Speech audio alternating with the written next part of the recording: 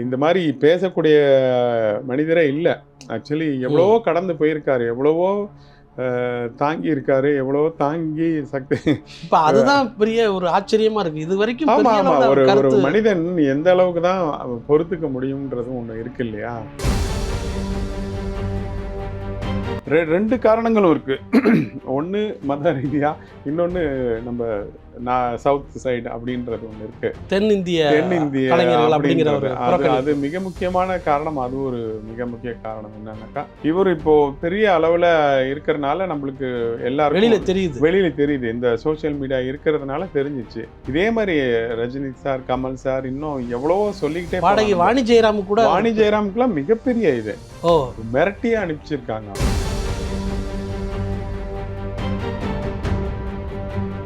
ரகுமானுக்கு அவர்களுக்கு கிடைக்கக்கூடிய வாய்ப்பை வந்து தட்டி பறிக்கிறதுக்குன்னு ஒரு சில குழுக்கள் இருக்கிறதா சொல்றாங்க. அது உங்களுடைய பார்வையில நீங்க அவங்க யாருன்னு நினைக்கிறீங்க? நீங்களே நினைச்சு பாருங்களேன், இவரு இவ்வளோ அவார்ட்ஸ் வாங்கிட்டு ஒரு வாய்ப்புக்காக தேடிட்டு இருப்பாங்களே. அதாவது அவருக்கு உண்மையை சொல்ல போனா இப்போ கொஞ்சம் கூட நேரம் இல்லைங்க அவருக்கு. ஒரு வெறும் சினிமான்றது அப்பார்ட் ஃப்ரம் அவருடைய திங்கிங் வந்து ஏஐல நிறைய பண்ணிட்டு இருக்காரு. ஏஐல இன்னும் வரப்போகுது.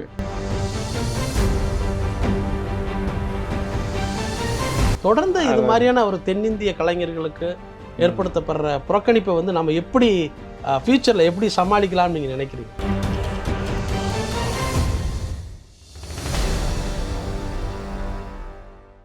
இப்போது புதிய அறிமுகம் ஆச்சி ஹோட்டல் சாம்பார் 50 கிராம் ரூபாய் 20 மட்டுமே. வணக்கம், இது வாவ் தமிழா. தற்போது சினிமாவில் பரபரப்பாக இருக்கிற ஒரே ஒரு விஷயம், இசையமைப்பாளர் திரு ஏஆர் ரகுமான் அவர்கள் பாலிவுட்டில் தனக்கு ஒரு புறக்கணிப்பு நடந்ததாகவும் கடந்த 8 ஆண்டுகளாக எந்த வாய்ப்பு இல்லைன்னு சொல்லி இதை திட்டமிட்டு சிலர் செய்ததாக அவர் பதிவிட்ட ஒரு பதிவு வந்து பெரிய பரபரப்பை ஏற்படுத்தியிருக்கு. இது தொடர்பாக ரகுமான் அவர்களுடைய கருத்துக்கு ஆதரவாகவும் எதிர்த்தும் பலரும் திரையுலகில் பேசி வருகிறார்கள். ரகுமான் அவர்களுடைய இந்த கருத்துக்கு என்ன காரணம் என்பது பற்றி பேசுவதற்காக இசையமைப்பாளர் திரு தாஜ்னூர் அவர்கள் வந்திருக்காங்க. அவங்கள்ட்ட பேசுவோம். வணக்கம் சார். வணக்கம். வணக்கம் சார். என்ன இசைப்பணி உங்கள் மியூசிக்கில் இப்போ என்ன போயிட்டுருக்கு சார்? ஆமாம் சார், புதுசாக 2 படங்கள் போயிட்டுருக்கு, அப்புறம் ஆல்பங்கள் போயிட்டுருக்கு. அந்த ரொம்ப பிஸியாக இப்போ அதுக்கான தோற்றம் தான் இது. ஒரு சமூக சிந்தனைக்காக ஒரு ஆல்பம் பண்ணிகிட்ருக்கேன். என்ன மாதிரி சார்? மிக முக்கியமாக ஒரு பிரச்சனை, நிறைய பிரச்சனை இருக்குது. அதில் இந்த போதை பழக்கம் இருக்கு இல்லையா, அது நிறைய இடத்துல என்ன டிஸ்டர்ப் பண்ணுற மாதிரி இருந்தது. ஸோ அதனால் அதை நம்ம ஃபோக்கஸ் பண்ணி இன்றைய இளைஞர்களுக்கு வேறு மாதிரி சொல்லணுன்ற ஒரு நோக்கத்தில் அது பண்ணிகிட்ருக்கேன். விரைவில் வெளிவரும். ஒரு ஆல்பம்னாலே அந்த ஏஆர் ரகுமான் அவர்களோட ஆல்பத்தில் தான் பெரிய பிரபலமாக உச்சத்தை அடைந்தாங்க. அது மாதிரி உங்களுடைய ஆல்பமும் வெற்றிகரமாக அமையணும் சார். சார், இப்போ ஏஆர் ரகுமான் அவர்களுடைய பதிவிட்ட அந்த கருத்தை பற்றி நீங்கள் என்ன நினைக்கிறீங்க? ஒரு 8 ஆண்டுகளாக தனக்கு பாலிவுட்டில் வந்து வாய்ப்பே இல்லை, அங்கே திட்டமிட்டு ஒரு புறக்கணிப்பு நடக்குது அப்படிங்கிறத வந்து பெரிய குற்றச்சாட்டாக வச்சுருக்காங்க. நீங்கள் அவரோட பல படங்கள் பணியாற்றிருக்கீங்க. உங்களுடைய கருத்து என்ன சார்? ஓகே, இந்த இன்டர்வியூ வந்து ஆக்சுவலி இன்றைக்கி உள்ள ஒரு விஷயங்கள் என்னன்னாக்கா, எந்த சில பாயிண்ட்டுகளை எடுத்துக்கிட்டு ஆக்சுவலி ஒரு 10 பாயிண்ட் பேசியிருந்தாங்கன்னா அதில் 1-2 சில விஷயங்களை பேசுகிறாங்க இல்லையா, அவங்களுடைய தன்னை மீறிய சில விஷயங்களை வந்து பெரிய பாதிப்புகளை வந்து ஒரு மென்மையாக கடந்து போகின்றதுக்காக தெரியப்படுத்துறதுக்காக சில விஷயங்கள் சொல்கிறாங்க. பட் அந்த மீதி இருக்கிற 8 பாயிண்ட்டையும் விட்டுட்டு இந்த 2 பாயிண்ட்டை பூம் பண்ணி ஒரு வேறு விஷயங்களாக போயிட்டுருக்கிறது தான், அப்படி தான் நான் பார்க்குறேன். அவர் அந்த இன்டர்வியூவில் பேசின நிறைய பாயிண்ட்டுகள் என்னென்னமோ இருக்குது, பட் அது எல்லாமே யாருமே கவனிக்கலை. அதை விட்டுட்டு இந்த தன்னுடைய இந்த எந்த பாயிண்ட் வேல்யூ இன்னைக்கு மக்களிடம் பரபரப்பாக பேச தேவைப்படுகிறதோ அந்த பாயிண்ட்டை எடுத்துகிட்டு பேசுகிறதா தான் நான் பார்க்குறேன். அந்த மாதிரி தான் பார்க்குறேன். பட்டு அது உண்மையும் தான். அவர் வந்து இந்த மாதிரி பேசக்கூடிய மனிதரே இல்லை. ஆக்சுவலி எவ்வளவோ கடந்து போயிருக்காரு, எவ்வளவோ தாங்கி இருக்காரு, எவ்வளவோ தாங்கி சக்தி. இப்போ அதுதான் பெரிய ஒரு ஆச்சரியமா இருக்கு. இது வரைக்கும் ஒரு மனிதன் எந்த அளவுக்கு தான் பொறுத்துக்க முடியும்ன்றது ஒன்று இருக்கு இல்லையா. இப்போ அவரே பேசியிருக்காருன்னா அது எந்த அளவுக்கு அவருக்கு பாதிப்பை ஏற்படுத்தி இருக்கும்ன்றது தான் ஒன்று. அப்படி தான் பார்க்கணும். இதை வந்து சில பேர் இல்லைன்றாங்க, சில பேருன்ட்டு அவருக்கு தான் தெரியும், அவர் கூட இருந்த நம்மளுக்கும் தான் தெரியும் என்னன்றது. அதனால் அவரோட மற்ற விஷயங்களை வந்து 100 பாயிண்ட் இருக்கு. அதை விட்டுட்டு இந்த ஒரு பாயிண்ட் 2 பாயிண்ட்டை வந்து ஃபோக்கஸ் பண்ணி பேசிட்டு இருக்கிறது ஆச்சரியமா இருக்கு. இல்ல இது வந்து அதுக்கு முதல் காரணம் என்னவா இருக்கும் அப்படின்னு நான் நினைக்கிறேன். அப்படின்னா ம். சமீப காலமாக சிறுபான்மையினருக்கு ஒரு பல இடங்கள்ல வந்து ஒரு ஒரு சின்ன சின்ன ஒரு பிரச்சனைகளை கிளப்புறது அப்படிங்கிற மாதிரியான ஒரு போக்கு நடந்துகிட்டே இருக்கு. ம். அதனால இவர் வந்து ரகுமான் அவர்கள் சொன்ன இந்த கருத்து திரையுலகத்திலையும் மும்பை திரையுலகத்திலும் அவருக்கு நடந்திருக்குமோ, மத ரீதியான ஒரு பாகுபாடு பண்ணி அவரை வந்து அவருக்கு தொழில் கிடைக்க முடியாமல் செய்ய ஒரு குரூப் இறங்கியிருக்கலாமோ அப்படிங்கிற ஒரு சந்தேகத்தை எல்லாருக்கும் ஏற்படுத்தியிருக்கு. ஓகே. இந்த சந்தேகம் இப்பதான் மக்களுக்கு தெரியுதுன்னாக்கா, இது வந்து பல வருடங்களா இருந்துட்டு தான் இருக்கு. ஒரு அப்படிங்களா? முஸ்லீம்ன்றது வந்து எந்த துறையிலுமே வந்து ஒரு ஈஸியா ஆக்சஸ் பண்ண முடியாது. அதை மீறி ஒரு ஒரு நார்மல் மனிதனோட பல மடங்கு போராட்டங்களை சந்தித்து தான் வர மாரி இருக்கு. இன்னும் சொல்லப்போனால் நதீம் சரவணன் இந்த மாதிரி இன்னும் எவ்வளோ பேர்லாம் இருந்திருக்காங்க, ஆல்ரெடி இருந்திருக்காங்க. அவங்களாம் பார்த்தீங்கன்னாக்கா இன்றைக்கி எங்கன்னே தெரியல. இத்தனைக்கு உச்சகட்ட மியூசிக் டைரக்டர்ஸ் தான். அவங்களும் இந்த மாதிரி பிரச்சனைகளை அந்த டைமில் சந்திச்சிருக்காங்க. அந்த அவங்க ஒரு உதாரணத்துக்கு சொல்கிறேன். அந்த மாதிரி நம்ம 2 காரணங்களும் இருக்குது. ஒன்று மத ரீதியாக, இன்னொன்று நம்ம சவுத் சைடு அப்படின்றது ஒன்று இருக்குது. தென்னிந்திய கலைஞர்கள் அப்படிங்கிற ஒரு அது மிக முக்கியமான காரணம். அது ஒரு மிக முக்கிய காரணம் என்னன்னாக்கா, நம்ம சும்மா இவர் இப்போ பெரிய அளவில் இருக்கிறதுனால நம்மளுக்கு எல்லாருக்கும் வெளியில் தெரியுது. இந்த சோஷியல் மீடியா இருக்கிறதுனால தெரிஞ்சிச்சு. இதே மாதிரி ரஜினி சார், கமல் சார், இன்னும் எவ்வளவோ சொல்லிக்கிட்டே பாடகி வாணி ஜெயராமுக்குலாம் மிகப்பெரிய இது மிரட்டியே அனுப்பிச்சிருக்காங்க. அவங்களெல்லாம் வந்து ஸ்டுடியோ பாடும் போதே வந்து மிரட்டியிருக்காங்க. அதே மாதிரி எஸ்பிபி சார், அவரும் எவ்வளோ விஷயங்கள். அவங்களாம் உண்மையாக சொல்லப்போனால் நம்ம மக்கள் வந்து அவங்களோட திறமை மீறியவர்களாக இருக்காங்க. அது அவங்களால கொஞ்சம் பொறுத்துக்க முடியாத ஒரு காரணமும் இருக்கு. ஏன்னா இங்க வந்து ஒரு அர்ப்பணிப்போட இந்த தென்னிந்திய கலைஞர்கள் வந்து ஒரு அர்ப்பணிப்போட அங்க போய் உழைப்பாங்க. இவங்க ஒரு இடத்துக்கு உச்சத்துக்கு வந்துருவாங்க. ஆக்சுவலி இப்போ எப்படி இந்த புறக்கணிப்பு நடக்குதோ அதே மாதிரி வந்து நம்ம தமிழர்களுக்கு கிடைக்கக்கூடிய மரியாதை இருக்கே. அங்கே நான் நிறைய போயிருக்கேன். பாம்பேல இவரோட ஒர்க் பண்ணும்போது அந்த மரியாதையும் இருக்கு. அதை நான் அவங்கள வந்து குறைய சொல்ல மக்களிடம் சொல்றேன். நீங்க யார்கிட்ட நான் போவேன் அந்த சாரோட ஒர்க் பண்ண போகும்போது, சும்மா அந்த டிரைவரோட பேசுகிற மாதிரி இருக்கும். அப்போ நீங்கள் என்னன்ற போது இப்படி ரகுமான்கிட்ட இருந்து வரோம் அப்படின்னும் போது அவனுடைய பார்வையே வேற மாதிரி இருக்கும். அவன் வித்தியாசமாக பார்ப்பான். நீங்களாம் என்ன பண்ணுவீங்கன்னு கேட்பான். உதாரணத்துக்கு நீங்கள் என்ன சாப்பிடுவீங்கன்ற மாதிரி. எப்படி ரகுமான் அவர்கள் மேல எவ்வளவு மரியாதையா வச்சிருக்காங்க, எவ்வளோ வியப்பா பார்க்குறாங்க. நீங்க சொல்ற ஒரு பீப்புள்ஸ் வந்து ரசிகர்கள், மக்கள். ஆமா ஆமா. மும்பையில் இருக்கிற மக்கள் திரையுலகிலும் சரி, ஈவன் நம்ம இந்த தமிழ்நாட்டை தாண்டி இந்த பக்கம் போனாலுமே சரி, தமிழர்களுக்கு மீறி இருக்கிற மேலே இருக்கிற அவங்களுடைய பார்வை இருக்க வெகு சிலரை தவிர மிகப்பெரிய மரியாதையும் மேன்மையான பார்வை. நீங்களாம் பெரிய இப்படியே பார்ப்பாங்க. நான் தெலுங்குக்கும் சில இது ஒர்க் பண்ண போயிருக்கும்போது அவங்களுடைய பார்வை பார்க்கும்போது, நீங்களாம் தமிழில் பெரிய ஆளுங்க, பெரிய மூலக்காரங்கன்ற மாதிரி அவங்களுடைய சிந்தனை இருக்கும். ரகுமானுக்கு அவர்களுக்கு கிடைக்கக்கூடிய வாய்ப்பை வந்து தட்டி பறிக்கிறதுக்குன்னு ஒரு சில குழுக்கள் இருக்கிறதா சொல்றாங்க. அது உங்களுடைய பார்வையில் நீங்க அவங்க யாருன்னு நினைக்கிறீங்க? யாருலாம் நம்மளுக்கு தெரியாது, அது சொல்லவும் முடியாது நம்ம. பட் அது இருக்குது, டெஃபினட்டா இருக்குது. அந்த ஒரு டீம் பேசலன்னு நினைக்கும் போது அவங்கள போய் இவங்களை மிரட்டுறது அந்த மாதிரி, இப்போ அதை தான் கவனிக்க முடியும் அவங்களால. அந்த மாதிரி இருக்கு, இல்லைன்னு சொல்லவே முடியாது. வாணிஜரம் அவர்கள் பாடிட்டு இருக்கும்போது வந்து மிரட்டி இருக்காங்க அப்படிங்கிற தகவல் இருக்குன்னா அந்த ஒரு விஷயம் அது வேறையா பார்க்கணும். இப்போ நடக்கிறது வேறையா தான் பார்க்கணும். ஆனா எனக்கு ஒரு பார்வை இருக்கு. எப்படின்னா, அந்த ரகுமான் அவர்களுடைய அந்த பட்ஜெட் வந்து ரொம்ப ஹைலி பட்ஜெட். அதனால அவரை வைத்து ஒரு புது தயாரிப்பாளர்களும் இயக்குநர்களும் படம் பண்ண முடியாத ஒரு இடத்துல இருப்பாங்க. அதனால அவர்கிட்ட பேசுறதுக்கு தயங்கிக்கிட்டு புது இசையமைப்பாளர்களை கொண்டு வர்றதுக்கான முயற்சியில அவங்க ரகுமான் அவர்களை வந்து தவிர்த்திருக்கலாம் அப்படிங்கிறத ஒரு பார்வையா இருக்கு சார். சரி, தவிர்த்துட்டா அப்புறம் ஏன் அவர் வரலன்னு அந்த பேச்சு வரப்போகுது? அவங்களே தவிர்த்துட்டு வராமல் இருந்துட போகிறாங்க. இவர் பண்ணலன்ற பேச்சு ஏன் வருது? இப்போ பட்ஜெட் பெருசுன்னு சொல்லி வரலன்னா அது முடிஞ்சு போச்சு அதோட. பட் அவரை புறக்கணிக்கிறதுன்றது வேற இல்லையா? இவர் போய் பண்ணலையே, எனக்கு ஒரு ஒர்க் பண்ணுறேன், எவ்வளோ இருந்தாலும் பண்ணுறேன்ற இவர் அந்த சிந்தனை இல்லையே. அந்த நோக்கம் வேற, இந்த நோக்கம் வேற. அதான் நீங்க சொன்ன அந்த ம். வாணி ஜெயராமுக்கு நடந்த அந்த பார்சியாலிட்டி வேற, இது ஆமா. இதுல காமிக்கிற அது ஆமா, வேற. ஆமா. அது புரிஞ்சுக்கிறவங்க புரிஞ்சுக்கிட்டா ஆமா சரி. ஆமா இல்ல இப்போ இவருக்கான அந்த நான் ஒரு ஒரு ஒரு பீரியட்ல நான் பார்த்துருக்கேன். அவங்க ஜாக்கி சராப்லாம் நம்ம சுப்ராய நகர்ல வந்து டீ கடையில் டீ குடிச்சிட்டு இருப்பார், நான் பார்த்துருக்கேன். ஓகே.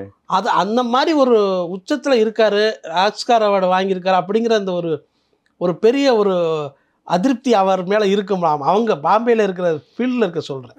கண்டிப்பா இருக்க தான் சார் செய்யும். அதாவது எனக்கு ரொம்ப வியப்பா இருக்கிறது வந்து சில பேர் பேசுறது, ஒரு இந்தியாவில் வந்து இவ்வளோ அவார்ட்ஸ் வாங்கினான். அதாவது 2 ஆஸ்கார், 5 டைம் நாமினேஷன், அப்புறம் கிராமி அவார்டு ஒரு 2 டைம் வாங்கியிருக்காங்க, பாஃப்டா ஒரு டைம் வாங்கியிருக்காங்க, இன்னும் நேஷ்னல் அவார்ட்ஸு 7 முறை வாங்கியிருக்காங்க, இன்னும் ஸ்டேட்ஸ் அவார்டு 10 முறைக்கு மேலே வாங்கியிருக்காங்க. அவருடைய லிஸ்ட் இப்போ எல்லாரும் பார்த்துருப்பீங்கன்னு நினைக்கிறேன். இவ்வளோ அவார்ட்ஸு வந்து திரைத்துறையில் ஒருவர் யாராவது வாங்கியிருக்காங்கன்னா எனக்கு தெரியல. ஆக்சுவலி இவ்வளோ தொடர்ந்து இவ்வளோ பெரிய இவரை வந்து இப்படி வாய்ப்பு கிடைக்காதனால இப்படி இவர் சொல்கிறாருன்றத வந்து அவங்களுக்கு எந்த அளவுக்கு நாலேஜ் வச்சு பேசுகிறாங்கன்றத நாம் தான் புரிஞ்சுக்கணும். அதை படிக்கிறவர்கள் பார்க்கிறவர்கள் தான் புரிஞ்சுக்கணும். அது இதை வந்து திட்டமிட்டு ஒருத்தவங்க ஒரு குரூப் டெஃபினட்டா. ஆமா, இப்போ நீங்களே நினைச்சு பாருங்களேன், இவரு இவ்வளோ அவார்ட்ஸ் வாங்கிட்டு ஒரு வாய்ப்புக்காக தேடிட்டு இருப்பாங்களே. அதாவது அவருக்கு உண்மையை சொல்ல போனா இப்போ கொஞ்சம் கூட நேரம் இல்லைங்க அவருக்கு. ஒரு வெறும் சினிமான்றது அப்பார்ட் ஃப்ரம் அவருடைய திங்கிங் வந்து ஏஐல நிறைய பண்ணிட்டு இருக்காரு. ஏஐல இன்னும் வரப்போகுது அந்த இதெல்லாம். சரி, இருந்தாலும் சொல்றேன், டைரக்ஷன்ல எல்லாம் பண்ணிட்டு இருக்கதா. யா அது ஒரு இது இனி யாரும் யோசிக்காத விஷயங்களை நிறையா என்ன மாதிரி இது பண்ணி அது நான் சொல்லாமான்னு தெரில. சரி, இருந்தாலும் பரவாயில்ல. அவருடைய இது ஃப்யூச்சர் அட்வான்ஸ்டு இது என்னன்னாக்கா, இப்போ ஒரு இசைக்கலைஞர், இப்போ நம்ம இங்கே இருக்கோம்னு வச்சுக்கோங்களேன். இப்போ நீங்களும் இங்கே இப்போ ஒரு சிங்கர் வேணும், ஒரு கிட்டார் பிளேயர் வேணும்னாக்கா நம்ம உடனே கூப்பிட்டு வாசிக்க வைக்கிறான். அவர் எங்கேயோ இருக்கார், மேபி சென்னையில் ஏதோ ஒரு பார்ட் இருக்கார். ஒரு 8 மணிக்கு வந்திருப்பா வாசிக்கலான்னாக்கா, நல்லா பெஸ்ட் பிளேயர் நல்லா இருக்கான்ட்டு வாசிக்க வைக்கிறான். அதே மாதிரி கோரஸ் கூப்பிட்றோம், அதே மாதிரி ட்ரம்ஸ் வாசிக்கிறவர் சிவமணி கூப்பிட்றோம். இப்படி இவருடைய சிந்தனை பாருங்கள் எப்படி பறந்துருக்குனாக்கா, இப்போ உலகத்தில் இருக்கிற எத்தனையோ பேர் இருக்காங்க, நல்ல ஒரு சிறந்த இசைக்கலைஞர்கள், நம்ம யோசித்து பார்க்க முடியாத கலைஞர்லாம் இருக்காங்க. இவங்களெல்லாம் வெர்ச்சுவல் இதில் ஏஐயில் கனெக்ட் பண்ணுறாரு இவர். இப்போ அந்த முயற்சி தான் அந்த மைக்ரோசாஃப்ட்லாம் போயிருந்தார் இல்லையா, அந்த இதில் வந்து அவர் அப்படி கனெக்ட் ஆகுறாரு. அது ஒரு சாஃப்ட்வேர் மாதிரி. எப்படின்னாக்கா, அந்த இதுக்குள்ளே நீங்கள் உள்ளே போய் என்ட்ரி ஆகி லாகின் ஆகி, அது ஒரு சும்மா இப்படி நம்ம ஒரு இப்போ நான் அமெரிக்கா போனால் எப்படி இருக்கும், அந்த மாதிரி எந்த கண்ட்ரிக்கு வேணாலும் போகலாம் நீங்கள். அந்த இதில் ஏஐயில் மூலமாக அந்த இதுக்கு நீங்கள் போயிட்டு அங்கே யார் யார் இருக்காங்க. இப்போ நீங்கள் ஒரு அமெரிக்கா போயிட்டீங்க, உங்களுக்கு தெரிஞ்ச ஒரு 10 அட்ரஸ் இருக்கும், 10 பேர்கிட்ட நீங்கள் ஃபோன் பண்ணுவீங்க, பேசுவீங்க, எல்லாம் இருக்கு இல்லையா. அந்த மாதிரி அந்த இதில் லிங்க் ஆகிருக்கிறாங்க இல்லையா, யார் யார் இருக்கா, இல்லை இசைக்கலைஞர்களா, அதில் இன்ட்ரெஸ்டாக இருக்கிறவங்க, அவங்களுடைய அட்ரஸ் எல்லாம் இருக்கும். நம்ம நேராக போயிட்டு அவங்க வீட்டிலையே நீ இந்த மாதிரி ஒரு பாட்டை வாசிக்கணும் அப்படின்னோடனே அவர் வந்து சார்ஜ் பண்ணலாம். நீ எனக்கு வந்து $100 தரீங்களா, நான் வாசிக்கிறேன். அவருக்கு எவ்வளோ வேணாலும் கேட்கலாம். நான் அந்த பாட்டு வச்சுருக்கேன், நீ வாசிக்கலான்ட்டுன்னு. இப்போ அவர் அதுக்கு வாசித்து கொடுப்பார் அவர். நான் ஆனால் எல்லாம் இங்கே இருக்கோம், அவர் அங்கே இருக்காரு எல்லாம். ஸோ இந்த மாதிரி அவர் இல்லைப்பா $100 எனக்கு கஷ்டம், ஒரு 50 வாங்கிக்கிறேனாக்கா, சரிப்பா பரவாயில்ல ஓகே அப்படின்ட்டு. அப்புறம் இன்னொருத்தர் இந்த பக்கம் ஆஸ்திரேலியாவில் ஒருத்தர் இருக்காரு, ஐயோ நீங்களா, நான் உங்களுக்கு ஃப்ரீயாக வாசிக்கிறேன்னு வாசிக்கலாம். இந்த மாதிரி பாட்டு, இந்த மாதிரி ஒரு பெரிய ஒரு குளோபல் நெட்வொர்க்கை வந்து உருவாக்குறதுக்கான ஒரு பணியில் அவர் பண்ணிட்டு இருக்காரு. ரகுமான் அவர்களுடைய இந்த புது முயற்சி இது மிகப்பெரிய ஒரு இது வந்து உண்மையாகவே நம்ம அந்த விஷுவல் அந்த இதுக்குள்ளே என்ட்ரி ஆகிட்டிங்கன்னா, நீங்கள் அந்த ஸ்ட்ரீட்டில் நடந்து போகிற மாதிரியே போகலாம். நம்ம என்ன வேணாலும் சாப்பிடலாம், சாப்பிடலாம்னாக்கா விஷுவலாக சாப்பிட முடியாது. நீங்கள் திங்ஸ் பர்ச்சேஸ் பண்ணலாம், அது அந்த மாதிரி லைவாகவே இருக்கும், எல்லாமே லைவாக இருக்கும். அந்த ஒரு முயற்சி இப்போ பண்ணியிருந்தார். அந்த விஷுவல் கூட நீங்கள் பார்க்கலாம் அவரோட. அந்த மாதிரி இப்போது இசைக்கலைஞர்களை அவர் சேர்த்திட்டு இருக்கிறது தான் மிகப்பெரிய ஒரு, அப்போ இங்கே யாருமே யோசிக்க முடியாத ஒரு பெரிய ஆச்சரியமாக இருக்குது. இப்போ இங்கே இருக்கிற மியூசிக் ஒரு வயலின் பிளேயர் வந்து அங்கே வாசிக்கலாம், அவருக்கு வாசிக்கலாம், அவரு நம்மளுக்கு வாசிக்கலாம் அங்கேருந்து. அப்படியே லைவ்லேயே எல்லாமே முடிச்சிடலாம் அந்த இதில். இப்போ முதல்ல வந்து பாட்டு அனுப்பிச்சு பண்ணுறது வேலை, இப்போ நேரடியா பேசிக்கிட்டா இல்லப்பா நீ வாசிச்சது இன்னும் கொஞ்சம் கரெக்ட் பண்ணி வாசி இப்படி பேசலாம். ஓ ஒரு பெரிய இசைக்கலைஞரை பெரிய கிடைக்காத ஒரு இன்ஸ்ட்ருமெண்ட் அவன் வச்சிருக்கானா அதை வாசிக்கலாம். ம் ம் இந்த மாதிரி ஒரு பல்வேறு முயற்சிகள் இருக்கா. இது நான் சொன்னது ஒரே ஒரு முயற்சி. ம் இந்த மாதிரி இப்போ மகேந்திரால பார்த்தீங்களா அவரோட இந்த சவுண்ட் இது டிசைனிங்கே அவர் தான் பண்ணணும்னு சொல்லி பண்ணாங்க. அந்த மாதிரி ம் இன்னைக்கு மகேந்திரால வர சவுண்டோட மிக சிறப்பா இருக்குன்னு எல்லாரும் சொல்லியிருக்காங்க. அந்த பிஎஸ் ஆமா. 5 அந்த இந்த ம், ம். வண்டிகள்ல அதோட முழு இது அவர் தான் பண்ணாரு. கம்ப்ளீட் டிசைன் அந்த இது. அதுக்காக அந்த வண்டிங்க இங்க வந்து கிட்டத்தட்ட மாசக்கணக்கில் இங்கே தான் இருந்தது வெளி வர்றதுக்கு முன்னாடி. ஓ அந்த ஈச் அண்ட் எவ்ரி திங் ஒவ்வொரு விஷயமும் அவர் அந்த சவுண்டு இதை ஆன் பண்ணும்போது இது வரணும் அந்த முழு டிசைன் பண்ணது அவர். சவுண்ட் இதை டிசைன் ஆமா பண்ணி ஆமா கொடுத்தது. ஆமா ஆமா. ஸோ இந்த இப்போ மாதிரி பல விஷயங்கள் இருக்கு. ம். அதாவது ஒரு ஓய்வு இல்லாம இப்படி ஒரு அட்வான்ஸ்டு ஆமா ஆமா. சிந்தனைக்கு வந்து பெரிய இங்க இருக்க கலைஞர்களுக்கெல்லாம் பெரிய வாய்ப்பு கிடைக்கும். பெரிய வாய்ப்புகள் பெரிய இது நிறைய பேருக்கு இன்னும் அது இல்லாம இன்னும் எவ்வளவோ பண்ணிட்டு இருக்காரு. இன்னும் ஆராய்ச்சிகள்லையும் சரி இன்னும் ஃபியூச்சர் தமிழ் அந்த மொழிக்காக எவ்வளவோ பண்ணிட்டு இருக்காரு. இன்னும் இந்த நம்ம கலாச்சாரம் இது நம்ம பாரம்பரிய இசை இதற்கான ஒரு ஒரு பெரிய பெரிய குரூப்பே ஒர்க் பண்ணிட்டு இருக்கு எல்லாமே. ஓ ம், ம். இதெல்லாம் யாருக்கும் தெரியாது. ஆனா வந்து ம். இந்த விஷயமே தெரியல. பார்க்குறவங்களுக்கு அவருக்கு ரகுமான் இதை பேசிட்டார் அப்படிங்கிறது தான் அதுதான் கொதிச்சிட்டு இருக்காங்க. இன்றைக்கு வந்து இன்னைக்கு காலையிலிருந்து ரகுமான் அவர்களுக்கு ஆதரவாக பல முக்கிய விஐபிகள் எல்லாம் அவரை Okay. ட்வீட் பண்ணிட்டு இருக்காங்க. அதுல குறிப்பா சொல்லணும்னா கனிமொழி அவர்கள் வந்து ட்வீட் பண்ணது பெரிய ஆச்சரியமா இருக்கு. கண்டிப்பா இன்னும் நிறைய பேர் பண்ண போறாங்க.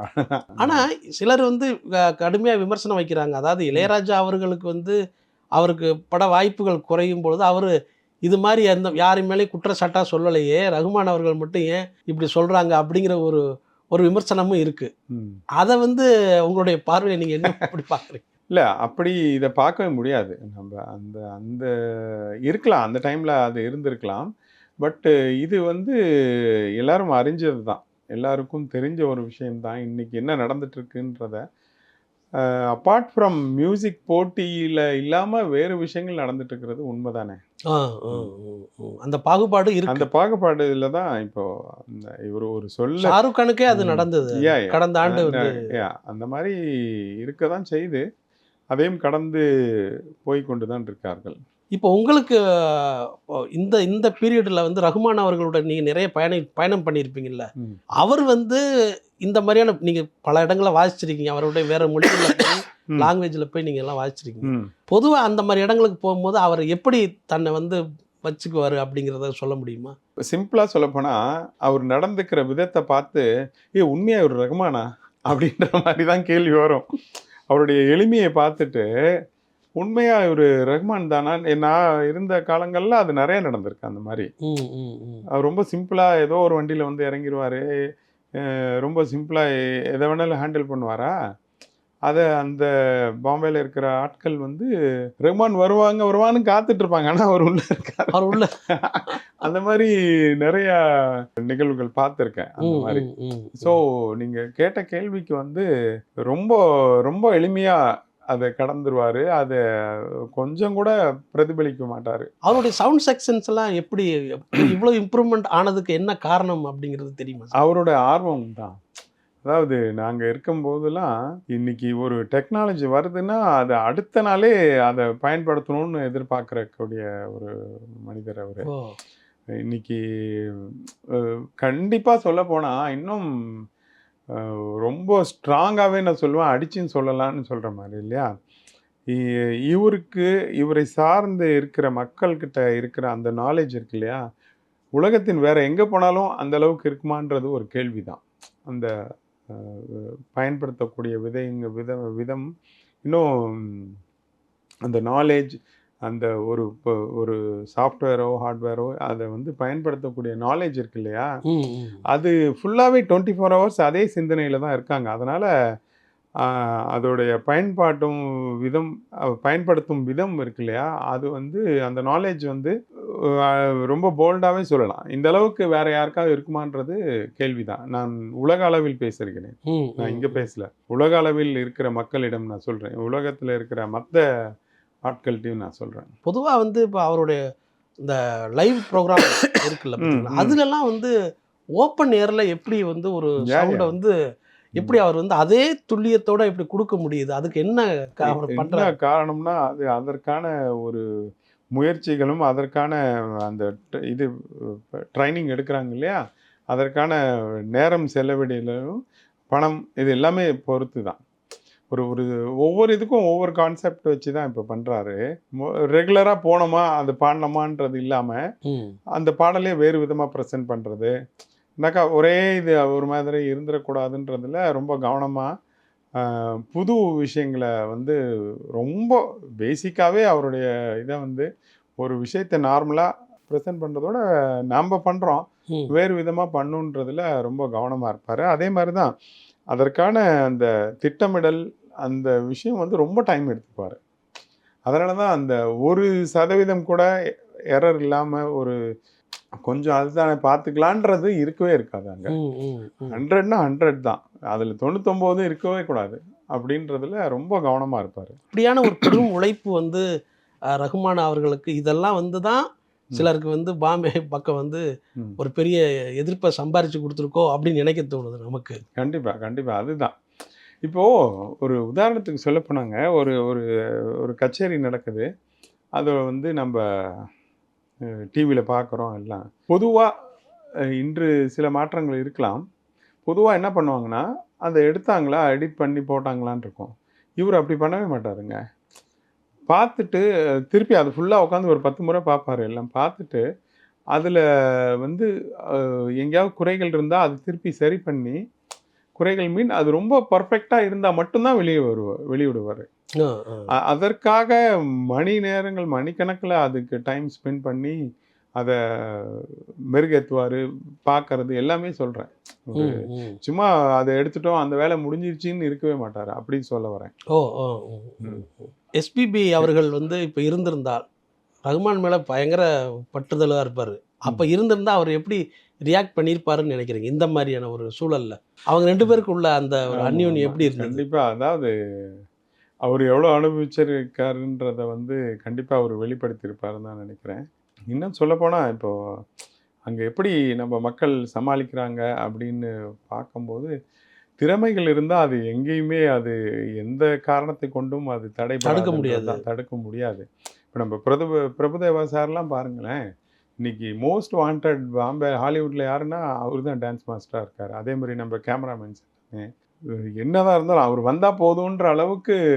ஆனால் எஸ்பிபி அவர்களுடைய பாடல் காலத்திலும் எக் துஜய் மாதிரி கமல் எக் துஜய் படத்தில் எக் துஜய் கேலி படத்தில் வரும்போது கமல் அவர்களுக்கும் வேற மாதிரியான ஒரு எதிர்ப்பு இருந்தது. எஸ்பிபி அவர்களும் அதை பல முறையில் சந்திச்சிருப்பார் இல்லையா? கண்டிப்பாக. தொடர்ந்து இது மாதிரியான ஒரு தென்னிந்திய கலைஞர்களுக்கு ஏற்படுத்தப்படுற புறக்கணிப்பை வந்து நம்ம எப்படி ஃபியூச்சரில் எப்படி சமாளிக்கலாம்னு நீங்கள் நினைக்கிறீங்க? இப்படி திறமையை வந்து யாராலையும் கட்டுப்படுத்த முடியாது. அது இந்த மாதிரி எதிர்ப்பை வந்து அது வரும் போகும் அவ்வளோதான். ஒரு கட்டம் தான் அதெல்லாம் இந்த எதிர்ப்பு. அதை மீறி தான் நம்ம போயிட்டுருக்கோம். அதனால் அது ஒரு பெரிய விஷயமா இல்லை. இப்படி ஒரு சின்ன பேச்சு பொருளாக போகுமே தவிர திறமைகள் எப்பொழுதும் தடுக்க முடியாது. ஆனால் எப்போவுமே ரகுமான் அவர்கள் வந்து ரொம்ப யோசிச்சு தான் எப்பயாவது ஒரு ட்யூட்டர் இதான் பண்ணுவார். எல்லாத்துக்கும் பண்ண மாட்டார். ஆமாம். ஆனால் இன்னைக்கு இது பேசும்பொழுது இப்படி இல்லை, நான் அந்த ஃபுல் இன்டர்வியூ பாருங்க. அதில் ஒரு சில விஷயங்கள் தான் அவர் கேட்கக்கூடிய கேள்விகளுக்கு தான் பதில் சொல்லியிருக்காரு தவிர இவருடைய விருப்பமாக அதெல்லாம் பெருசாக சொல்லலை. நீங்கள் என்ன பார்க்குறீங்கன்னு அப்படின்னு சொல்லும்போது அவருடைய உள் சிந்தனை இருக்கிறது வந்து சிறிதளவு வெளிப்பட்டுச்சு. பட் அந்த மற்றது எல்லாமே போய் இது மட்டும்தான் இன்னைக்கு டாபிக்காக மாறிடுச்சு. அது ஆக்சுவலாக அதனால் அது பெருசாக சொல்ல வேண்டிய எண்ணமும் அவருக்கு இருந்திருக்காது அப்படி தான் நினைக்கிறேன். அந்த சிறிதளவில். ஆனால் எனக்கு ஆச்சரியமாக இருந்தது, இது இவ்வளோ வெளிப்படுத்தியிருக்காரேன்னு. அது எனக்கும் ஆச்சரியமாக தான் இருந்தது. பட் இருந்தாலும் ஒரு மனிதன் தான் எல்லாருமே. அவங்களுக்கான அந்த பொறுமை அது எல்லாமே ஒரு அளவில் தான் இருக்கும். அதை மீறி இருக்குன்றது தான் நான் பார்க்குறேன். அவங்கவுங்க வேலையை பார்த்துக்கிட்டு இருந்தாங்கன்னா இருக்கும். ஒருத்தருடைய திறமையை பார்த்து பொறாமைப்பட்டோ இல்லை அந்த மாதிரி பேசினா அது நீடிக்காது. அவர் வேலையை அவர் பார்க்கட்டும். உங்கள் வேலையை நீங்கள் பாருங்கள். அவ்வளோதான். உங்களுடைய நேரத்துக்கு ரொம்ப நன்றி சார். ரொம்ப ரொம்ப மகிழ்ச்சி. நன்றி.